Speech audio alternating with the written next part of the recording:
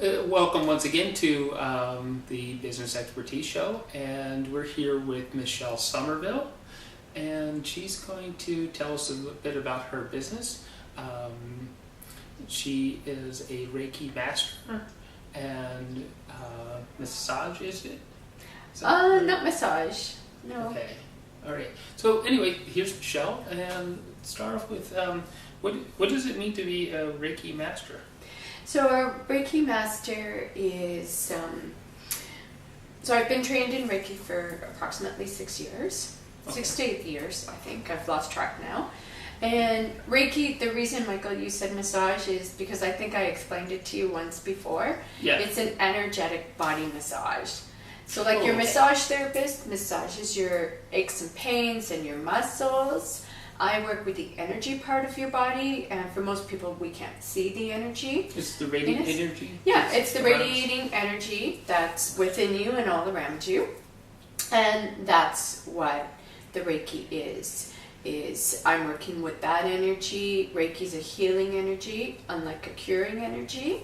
Okay. And I help to remove blocks that might cause disease, discomfort, blocks that might cause unproductivity and, a lack of creativity.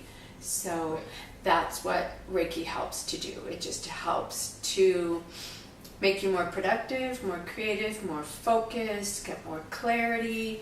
It also helps to boost your immune system, sleep better, quiet your mind. So think of me as a channel. I tune into a particular radio station. I allow the Reiki energy to flow through me, out of my hands, into my client's body. So I can touch, or I don't have to. I do It depends on the person's It depends needs at the on time? It depends on the person. It depends on how much energy is also being radiated from my Right. clients.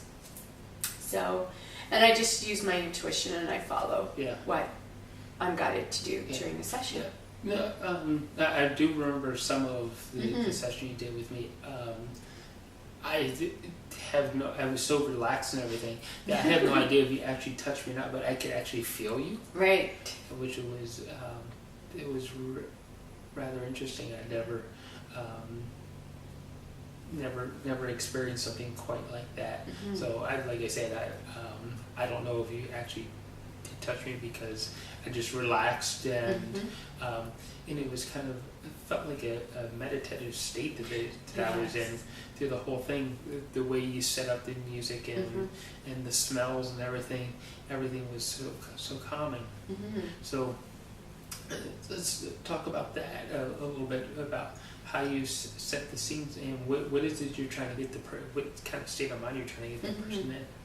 Well, setting the scene is important.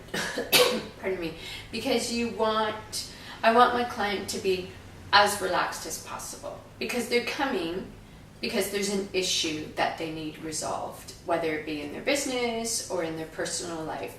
So let's just pick one for the sake of this example. And let's just say in business, you are really unmotivated right now. You feel like you're working a lot of hours, but you're not producing any projects, no income. You're just having a hard time getting your business to flow properly. So basically what's happening with your business, it's almost like a pressure cooker ready to explode. So before you arrive, I want to set the scene so that it's relaxing, inviting. It takes you away from that busy, unproductive place of your office or your business setting into this oasis. Whether it be, I want you to imagine you're on top of a mountain, you're in a field of grass all around you, or you're at the beach, right? So hence the reason for, the table, for obvious reasons. You need to be laying on the table so I can give you your Reiki session. And the music just invokes a relaxing atmosphere so I can help you to forget your troubles at work. They're still present. I just want you to forget about them. So that way you can receive the Reiki healing energy. Okay. And you're right. During your session, Michael, there were times when I was touching you and other times I wasn't. But you still felt that because it's pretty profound. you know. Yeah. Mm-hmm. So I felt you the whole time. It was Right. pretty interesting. Yeah. So I guess it takes a lot of intuition to know where, you know, outside of, yeah, I'm sure you have some basic questions that you ask people to find out what their needs are and things like that. Right. You know, but outside that, when you actually get into this session, because, you know, I think we talked a little bit, but I don't remember that much conversation because of all the relaxation. I don't remember that much conversation, and I remember you just going to like, how did you know that was there? Yeah. So how do you do that? How do you hit the right spots? Right. Well, for me, Michael, as you said, a lot of it is intuitive. I just follow my gut. I look for images. I listen to what I'm hearing. I might just also feel it, because as Reiki, we're using our hands. So our hands are very important in a Reiki practitioner. So it's, what am I feeling as I'm going from the top of your head all the way down to the bottom of your toes, right? Am I feeling like coolness? Am I feeling waves? Am I feeling like my hands have just dropped into a great big abyss? So it's always different for every client, and even what I've just described can represent something different for each person depending on what's going on in their life as well. So my intuition does play a big part when I'm providing the Reiki treatment. So, and like I say, it'll come up as images, or I'll hear it, or I'll just feel it. And then I have to interpret those images and symbols for what they mean for that particular client on that day, whoever's on my table. Okay. Because I might get a yellow diamond, and a yellow diamond might mean one thing for you, but something different for another client. So if I'm unsure of the meaning, I'll just ask. I'll just ask for clarity. Intuitively in my mind, I won't disrupt the treatment, right? So there's a lot of intuition. So how did you do? Is that something that you were just given? The universe just say, hey, Michelle needs all this intuition because this is what she's going to do with her life? Or was there some kind of training around that to hone that skill? To be a Reiki practitioner, there is actually a fair amount of training. You need to, there's a few different levels. First, you need to find out about what is Reiki, the history and what it does, its benefits. And I also follow the Canadian Reiki Association guidelines and ethics and the professional association that they have for us. So we do have a governing body, which is great as well. A lot of people don't know that, so that's fantastic. So there is training involved on a self-discovery level to find out how the Reiki energy flows within me first, right? And then the next level is to become a practitioner, where you then can go out, share your Reiki gifts with the world, and you can start a business with it. And there's a monetary exchange where I'm giving you a Reiki treatment and you're paying for the service. And then the next level is being a master teacher like I am. And it does comprise of a lot of hours, a lot of one-on-one training. It comprises of one-on-one training also with your teacher, one-on-one training with me as a student, and case studies where I will have clients who I will not take money from them, but what I'm taking is the experience that I'm learning through giving them a session. And then there's manuals that we get, a lot of reading to be done as well, and like I say, a lot of case studies to be done too. So there is quite a lengthy process. Quite a lot of work. Yeah, for sure. So is that so you mentioned a governing body. So if I'm going to go look for, or anybody that's actually watching this, they want to go look for a Reiki specialist like yourself. Should they be looking for to make sure that person's certified with the governing body? Well, you don't have to be certified. That is one thing. You don't have to be certified through the Canadian Reiki Association. You must be certified through a master, where you've gotten a certificate who professes to explain the history and the lineage. Those two things are really important. Yeah. Who's given you one-on-one training with them, who's given you the opportunity to practice your skills on clients, who's also given you a manual. So there's different little things that need to happen for that. I'm in the process myself, so if you actually went to the Canadian Reiki Association, you won't find my name there because I'm actually in the process of becoming a member of that association, and that takes a lot of work. So a couple months for me to gather all my information and all the requirements that they're looking for. And then what I think what will happen then is I'll get a number that's assigned to me, and then if somebody wants to search the Canadian Reiki Association, and if you don't know a particular person's name, you could put down the the city that you live in, and then they'll show you who practices Reiki. That is one way of finding a Reiki practitioner. Another way of finding a Reiki practitioner is word of mouth, and that's how most of my clients find me, is through word of mouth. Right. So you are not required in Canada to be part of that association. Right. You can be.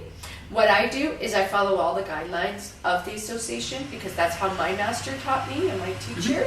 So that's how I teach my students too. So becoming a part of the association is just going to be a natural fit. Oh yeah, yeah.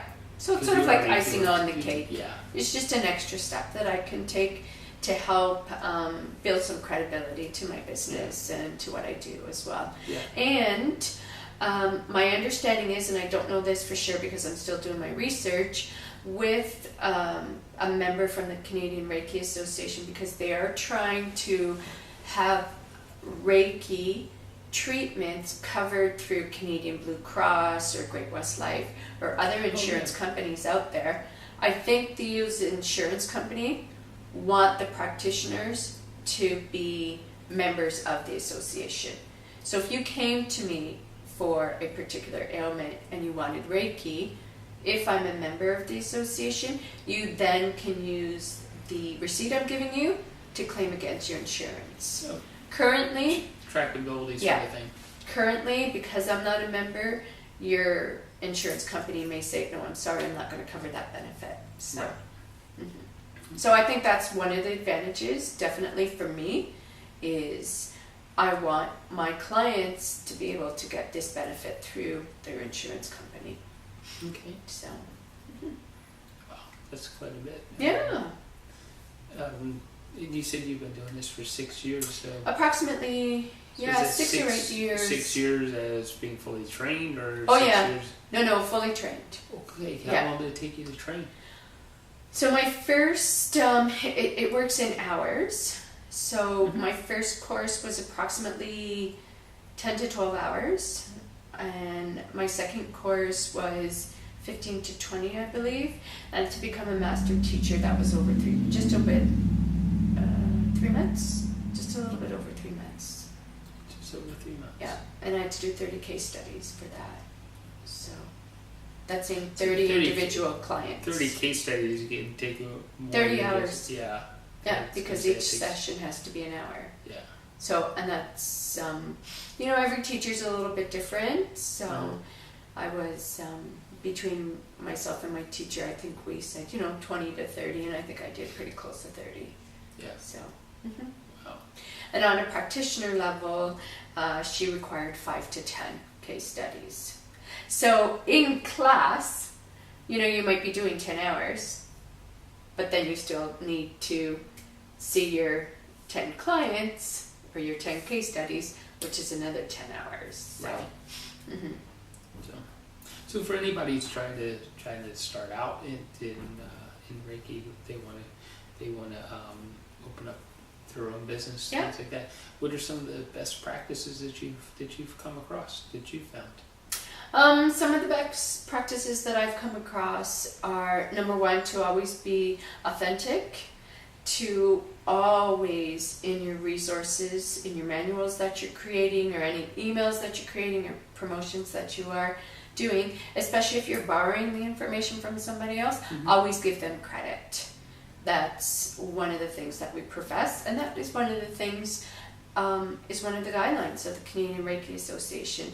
So you will find in my manuals, I credit both of my Reiki masters, because I started my Reiki practice in Ontario and then moved here to BC. So I'm very fortunate to have 2 Reiki masters, and I credit both of those women in my training manuals.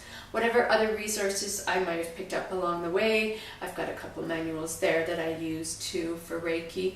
I credit the information that, I borrowed, changed, made my own within those manuals as well. Okay. So that is one best practice that you'll definitely want to do. And number 2 is just to remain honest and as open with your clients, and to keep their information confidential and personal. Okay. And also, you need to have a paper trail. Paper trail is really important. You need to write all of your findings down after your clients. So just like as your massage therapist has a file on you, I've got a file on you for Reiki as well. Oh, she's got the secret file on you guys. I've got your file. Well, mine's in a binder, So, but it's I guess you keep mentioning your clients, but who are you? Who would that ideal client be for you? My ideal client are men, and I've been surrounded by men my whole life. Prior to having my own business, I worked corporate, and in my corporate life, I was the only female staff within the operations division where I was. Even in elementary school, my 3 best friends were 3 boys, and we used to call each other the 4 Musketeers, and we'd hang out every day in school and after school. So, and now I'm a mom of 3 boys. So the universe has really guided me in this path of wanting to assist men in flexing their intuitive muscle, whether that be through a Reiki session, a one-on-one with me, or a meditation course, or whatever means that we're using. Mm-hmm. Yeah. There a specific group of men that you think or have found they have more of a need for your service versus other men? Because you mentioned we talked about the relaxation, and we talked about business stress and things like that. Right. So I think probably a man, if we're looking at sort of an age group, and this doesn't mean anybody else that's not in that age group are not welcome to come. Of course, you could all come. Yes.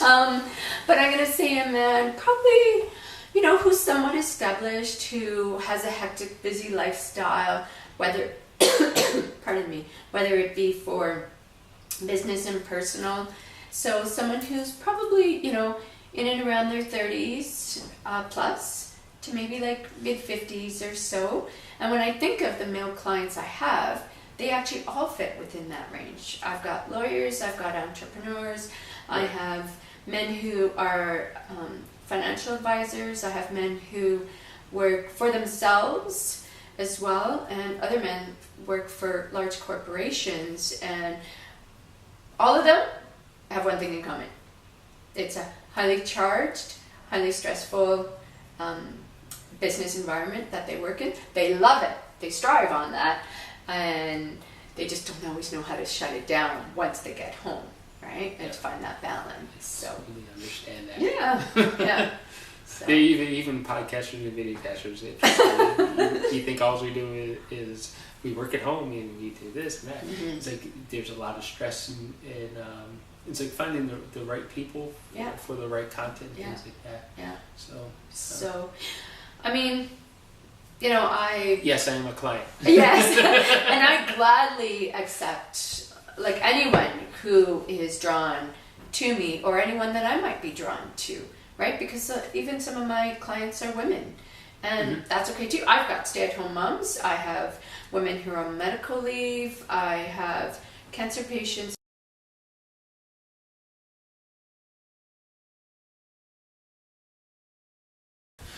So, let's see. We talked about how you offer. Did we talk about how you offer the personal intuitive training? No, we haven't talked about that. So the personal intuitive training that I do that's one-on-one. because I find that everybody's needs are a little bit different. Mm-hmm. What I love to do is introduce in a workshop setting what intuition is all about and what it could look like for you. But then one-on-one is where you could get into more personal stories and just really help that client laser focus into exactly what they're trying to accomplish in their life. And there's a lot of question and answering. Sometimes there's a lot of me just talking and the client listening, especially if they're looking for, today, Michelle, I just want that strict intuitive guidance. And that will happen. But most time, a session like that will involve a lot of tips and tools and exercises that we will work through together. I'll show you how quick and easy they are to do, that you can incorporate them at work and at home. And then we have a little bit of a break. We establish a schedule. Myself and the client, are we working on a 3-month commitment? We're seeing each other twice a month or every week. And then through our sessions, we go back and review the exercise I gave you. How did that work for you? How easy was it? Did your intuition get sparked during that week with respects to this particular exercise? Yes, it did. No, it didn't. All right, what do you think you could have done differently? What could I have done differently as your teacher, right? Yeah. And then we move on to the next. So I do have a structure, Michael, and I have a bit of a curriculum, if you will, that I follow. Mm-hmm. Yet it does have to be fine-tuned for each client, depending on what the needs are. Is there a particular story of someone? It really, it names left out, of course. Mm-hmm. But did it really help them? You actually watched it all light up? Every one of my clients has had major transformations. Every one of them have. And that's what I love to see, because it is so personal. One client, and I talk about it in my book, I've shared a couple of client stories with their permission, changed their names, of course, so that way people don't recognize who they are, because we do want to keep that confidential. Right. One particular gentleman was really struggling at his workplace, very negative workplace, and was making him physically sick at the end of the day. And through my guidance, not only intuitive guidance, but the meditations we were doing together and the Reiki, he was able to find clarity. He was able then, during the interview process, find out how his body reacted to a good interview, to a neutral interview, and to we'll just use a bad interview. So good, that we're all potential employers. Neutral, we're also potential employers. But the one where he left feeling sick to his stomach, definitely don't want to work there. Right? And then we were able, again, to fine-tune that skill within him, so we could then weed out the neutrals. Are they going to this spectrum, or are they going to this side? Are they going to become good potential employers? Mm-hmm. So he was able to weed them out. And in the end, he was able to find that ideal employer for this time in his life, which allows him to travel, allows him to work from home, allows him to go into the office, and things are fabulous. He is loving his new job. Wow. So, that's awesome. Yeah. That everybody, when you find that ideal situation. So it's a 3-way win. He's won as a client. Right. His employer has won because they now have a quality employee within him, and I win because I've made this client happy. Right? Yeah. And I've been able to see this smile on his face and see this transformation. Yeah. It just makes me feel good knowing that I've been able to assist someone who also wants to help themselves and is willing to do the work to help the transformation come through and to see the change and the involvement. Okay. So you mentioned the book. Can we get a sneak peek at the book and what it's about? You get a sneak peek because of me just telling you about it, because it's still in the editing process. So obviously it is a book for men, and it's a lot about what we talked about, you and I, right now. I offer tips and tools. I offer client stories where you can learn through my clients what they went through, what their transformation and change were during working with me. I talk about my 3 boys and how I have found how they each have their own individual style of recognizing how their intuition works for them by sharing it with the clients. And I talk about my my husband's, I don't know if we want to call it near-death experience, but definitely, I mean, he almost did die, you know. So, and that was back in February 2013. And how during this process, my intuition went like this. Or I don't know if it was my intuition or if it was my confidence in my intuition really went on a roller coaster ride. So. Yeah. Well, that's the purpose of trying times, I'm sure. Yeah, absolutely. Yeah. So. So, since you mentioned the book, right. the name of the book, and do you mind if we come back and visit you again when the book is actually released? Absolutely. I would love for you to come back and revisit when the book is released. We're still working with the title. It hasn't been confirmed yet. So I think we'll just leave this out for now, just in case it does change. I don't want everybody going out looking for this particular title that doesn't exist just yet. Oh. So until it's all written in stone, we'll just leave it for now. But just know it is for men. It will say for men. So it will say something like that on the book, like for men. Yeah. So that sounds definitely. Like a process in itself of creating something. Especially, it sounds like a slice of your life. Yes. So, yeah. That sounds an emotional process. It was a huge emotional process. It actually didn't take that long for me to write it.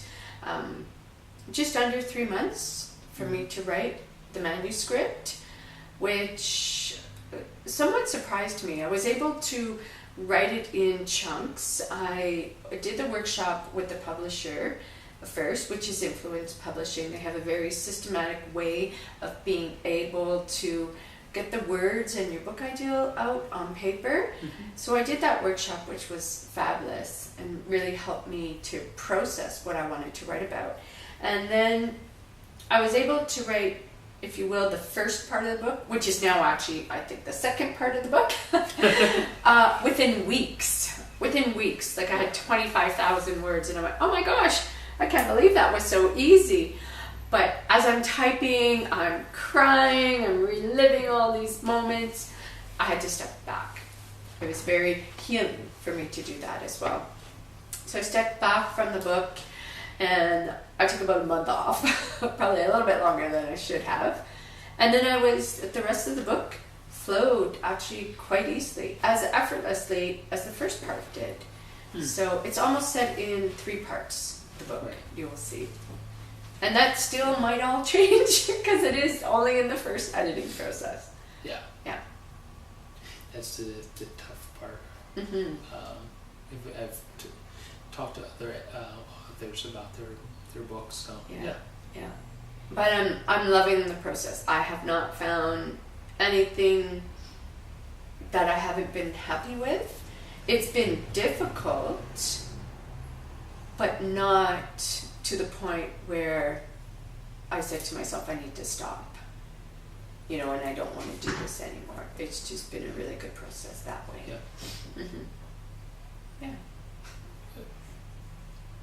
So you have websites, and I have one website right now. It's www.spiritualventures.ca. I also have a mediumship group, which is Surrey/Vancouver Spirit Whisperers, and that's on mediumship development. We also talk about intuition there, but we really try to gear it around communicating with spirits, the afterlife, if you will. And my website, Spiritual Ventures, talks about my mobile services, which is the Reiki. I haven't put the meditation on there yet, and the website will probably still change, especially once the book is out. I'm gonna try to gear it more towards the book, or have it shifting a little bit to incorporate a few more services I'd like to offer, and those are still percolating within me still. So is that the best way to find you? Spiritualventures.ca right now is the best way to find me. Okay. Yeah, for sure. Okay. And you're also on Facebook, right? I am on Facebook. You can find me through Spiritual Ventures On Facebook, Facebook. or Michele Sommerville is another Yes. way. I love the accent when you say your Michele. Yes. Yes. Mhm. Yes. And I think Nice. there might be an official accent there too. So, Yeah. yeah. Mhm. So, thank you again. You're welcome. My pleasure. Thank you for having me, Michael.